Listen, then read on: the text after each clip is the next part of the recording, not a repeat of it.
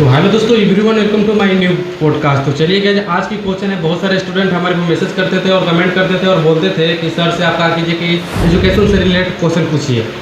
तो आज हम लोग स्टूडेंट एजुकेशन से रिलेटेड बहुत सारे क्वेश्चन लेकर आए हैं। आज हमारे सर भी साथ में है, तो आज इनसे हम जितना भी एजुकेशन से रिलेटेड क्वेश्चन है, बच्चे क्यों नहीं पढ़ते हैं, कैसे क्या करते हैं, पेरेंट्स इसमें बहुत सारी गलतियाँ क्या करते हैं, सारा A to Z क्वेश्चन हम पूछने वाले हैं। तो चलिए गाइस, बिना देर के वीडियो को हम लोग क्या करते हैं, स्टार्ट करते हैं। तो आपको मेरे मिशन पोस्ट का चैनल पर आपको स्वागत है।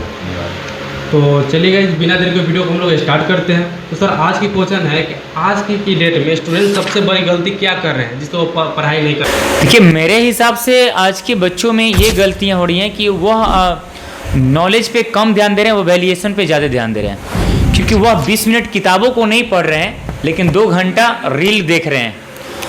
तो ये सबसे बड़ी कमियां है उनको, क्योंकि बच्चे अभी स्किल पे, अपने स्किल डेवलपमेंट के प्रति जागरूक नहीं हैं। उनको मोबाइल मिल जा रहा है, दिन प्रतिदिन उन्होंने मोबाइल में लगे हुए हैं, रील्स देख रहे हैं, जो कि हमारे बच्चे को कहीं ना कहीं ये डिस्ट्रैक्शन है। और पहले के बच्चे में होता था क्या कि अपने डिस्ट्रैक्शन कहीं से ढूंढते थे, लेकिन आज वो डिस्ट्रैक्शन अपने पॉकेट में लेकर के चल रहे हैं। तो ये कारण है। हालांकि मैं मोबाइल को दोषी नहीं दे सकता हूँ, क्योंकि मोबाइल इस चीज़ को लेकर के अगर कहा जाए तो अगर डॉक्टर APJ अब्दुल कलाम के बारे में अगर देखा जाए तो उनके ज़माने में तो ना स्मार्टफोन थी, ना सोशल मीडिया था, लेकिन उन्होंने कभी अपनी फोकस लूज नहीं होने दिया। तो मैंने बच्चों से ये बोलूँगा कि आप अपना फोकस को बनाए रखिए, अगर कल होकर के बेहतर करना। क्योंकि देखिए, आप सबसे ज़्यादा जिस चीज़ों पे आप समय देते हैं वही समय आपको एक दिन ब्रांड बनाता है। तो ये सबसे बड़ा कमी है और इस पर सुधार करना चाहिए। एक और बच्चे ने कमेंट किया था और बोला था कि पढ़ाई जो मोबाइल है, मोबाइल ने बच्चे को पढ़ाई में आसान बना दिया या बच्चे को ज़िंदगी को खराब कर दिया? मोबाइल एक टूल्स है, वो टीचर नहीं है। तो उसे आप टूल्स तक ही सीमित रखिए। क्योंकि मैं आपको एक छोटा सा एग्जांपल दूं, अगर एक चाकू की बात करें तो चाकू से फ्रूट्स भी काटी जाती है और उससे किसी का जान भी लिया जा सकता है। तो चाकू में दोष नहीं है, यूज करने वाले में दोष है कि उसको किस रूप में यूज कर रहे हैं। तो हम इसमें मोबाइल को दोषी नहीं बना सकते हैं कि मोबाइल ने आकर के हमारे पढ़ाई को डिस्टर्ब किया या अच्छा किया। तो अगर देखा जाए तो ये आपके यूज करने पर है कि आप उसको किस व्यू में ले रहे हैं, इस नजरिए से उसको यूज कर। जी बिल्कुल। चलिए, एक और क्वेश्चन है कि हर स्टूडेंट ये के मन में यही ख्याल आता है कि हर आदमी हर साल रिजल्ट आता है बोर्ड का, तो उसमें बहुत सारे बच्चे टॉपर कर जाते हैं। जो बच्चे टॉपर बन जाते हैं, जो बच्चे एवरेज बच्चे होते हैं, तो वो टॉप नहीं कर पाते। तो उनके को सवाल ये होता है कि कोई ऐसा सीक्रेट फार्मूला है जिससे हम भी टॉप करें?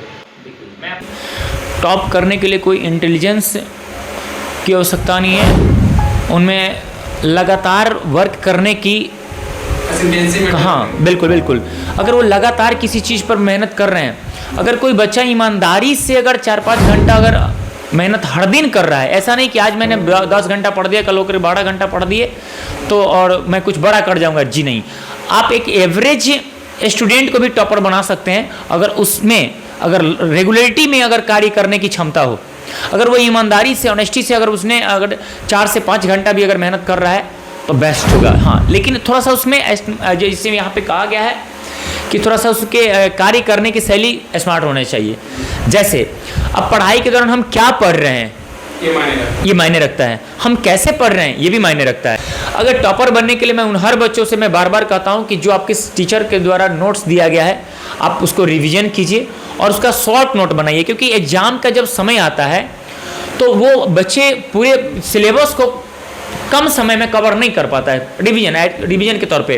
तो अगर वो शुरुआती दौर में उन हर सब्जेक्ट का अगर शॉर्ट कॉपी बना करके चले तो उनको एग्जाम के समय में कम समय में उस पूरे सिलेबस कवर करने के लिए अच्छी अपॉर्चुनिटी होगी। टॉपर बच्चा बनने की ये भी पहचान होता है जो शॉर्ट कॉपी बनाता है, बनाना चाहिए। क्योंकि देखिए, उनमें रिवीजन करने की ना टेंडेंसी अलग होती है।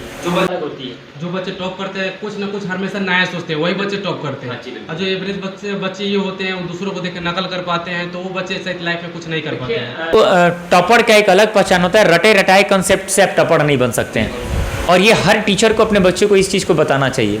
क्योंकि आप देखिए, एक टीचर का होता है काम है कि जैसे एक कप और स्थिर पानी जो होता है उसको हम लोग ने उंगली से जब चलाते तो चलना शुरू करता है, ठीक उस प्रकार से बच्चे हैं। तो टीचर डायरेक्शन देते हैं। देखिए, मैं बार बार ये भी बोलता हूँ कि बच्चों के बीच में बोलता हूँ कि एक अच्छे टीचर की क्वालिटी ये भी नहीं होता है कि हाँ बच्चा क्वेश्चन पूछा और उसका जवाब दिए। आप जवाब ढूंढने योग्य बनाइए उसे। है ना। अगर आप वाकई में चाहते हैं कि संस्था से अच्छा रिजल्ट है, जैसे कि आपने देखे हो कि मेरा संस्था आर.के. मिशन स्टडी पॉइंट चलते हैं, जो कि लगातार टॉपर देते आ रही है। इसके पीछे हम अपने पूरे फैकल्टियों के बीच में जब हम लोग बैठक करते हैं तो हम लोग का बस एक ही ये चीज़ होता है कि हम बच्चे को रटू ना बनाऊं, है ना, कि कोई क्वेश्चन बच्चा पूछे उसका जवाब दे दिए हम खुश हो, बच्चा खुश नहीं। आप उस बच्चे को उस योग्य बनाइए, उस लायक पर, उस लेवल पर लेके आइए कि वो बच्चा स्वयं प्रश्न का आंसर ढूंढने लगे। तो ये कार्य टीचरों को करना चाहिए। और बच्चे को भी अगर चाहिए कि हम टॉपर के जोन में जाएं, तो मैं आपको सिंपल बात ये बता दूं कि कोई शॉर्टकट तरीका नहीं है, मेहनत करना पड़ेगा। क्योंकि अगर दूसरी बात है, मेहनत के साथ साथ आपको में एक लगातार कंसिस्टेंसी होना चाहिए।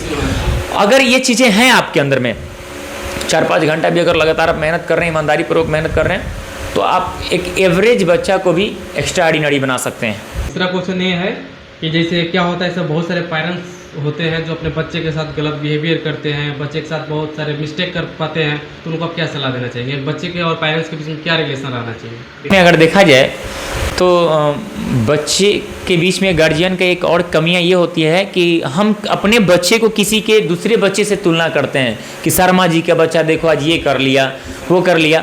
तो बता दूं कि ये एक ऐसा शब्द है ना कि बहुत सारे ऐसे बच्चे हैं जिसका मनोबल झकझोर देता है। आप अपने बच्चे के कंपैरिजन किसी दूसरे बच्चे से ना करें, क्योंकि आपका बच्चा अपने आप में वो 100% है।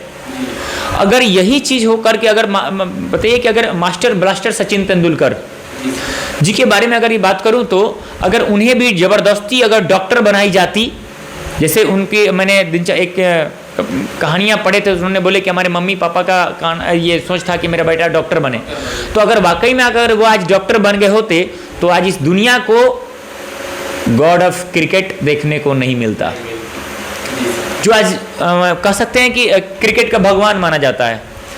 तो बच्चे को उसका जो मूवमेंट है उस मूवमेंट के तहत होना चाहिए। और दूसरी बात, एक पेरेंट्स को अपने बच्चों के साथ है, मतलब कि एक होता है ना कि मैं बाप हूँ, मैं कर नहीं, आप उसका एक नहीं मित्र बनकर रहिए।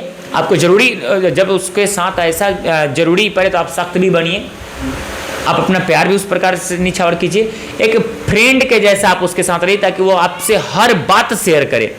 अभी बहुत सारे ऐसे बच्चे होते हैं जो अपने दिल की बात अपने पेरेंट्स से नहीं शेयर कर पाते हैं।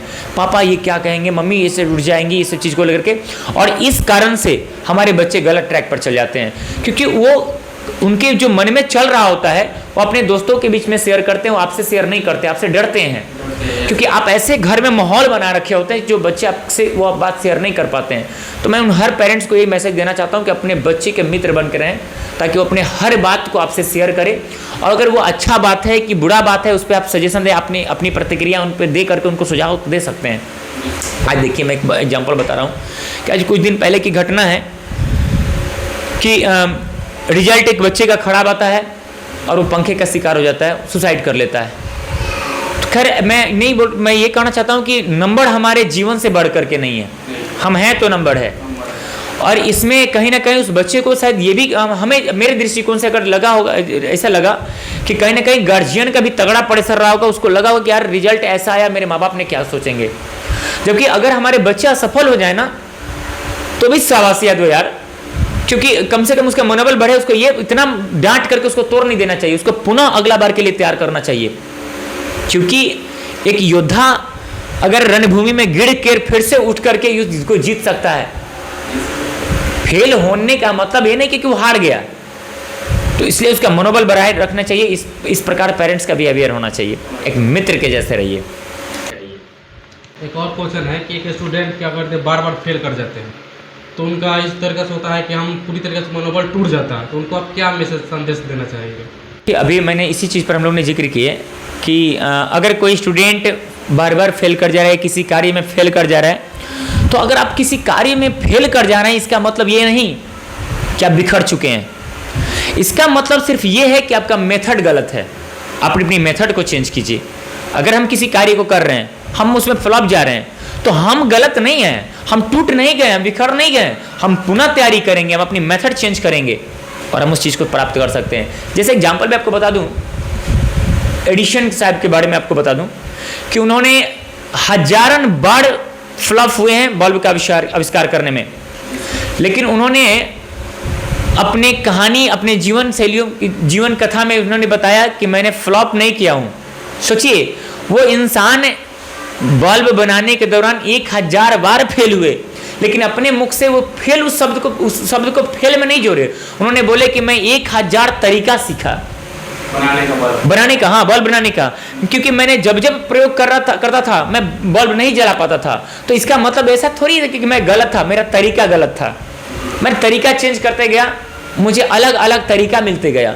तो मैं उन हर बच्चों से यही कहना चाहता हूँ, मैं उस हर इंसान से कहना चाहता हूँ कि आप अगर किसी कार्य को कर रहे हैं, अगर उसमें अगर असफलता मिल रहा है, तो कहीं ना कहीं आपकी मेथड जो है, कार्य करने की जो शैली है वो गलत है।